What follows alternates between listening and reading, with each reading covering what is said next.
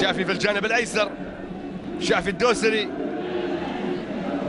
عادت لعبد العزيز في الناحيه اليسرى لشافي، يعدي فيها ولكن ايضا تتخلص، تعود لزيزو في الجانب الايسر، مرور وركله جزاء.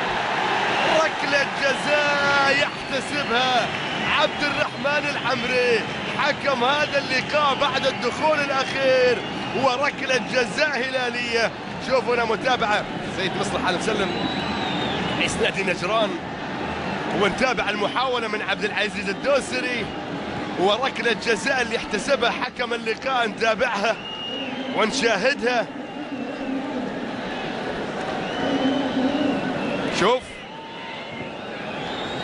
اللي التدخل اللي كان من نواف والإعاقة وركلة الجزاء الهلالية. إذن نشوف عاد بأكثر من زاوية الحقيقة الدخول الأخير وركلة الجزاء. ياسر القحطاني على التنفيذ بركلة الجزاء، هدف ثالث للهلال. ياسر،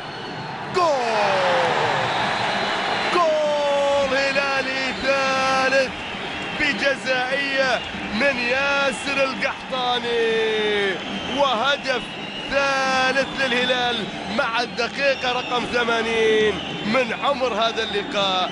3 الهلال لا شيء نجران في هذه المباراة، مباراة دور ال16 كأس ولي العهد. شوف القحطاني على يسار حارس المرمى ينفذ الكرة الماضية، وهدف ثالث لمصلحة الهلال.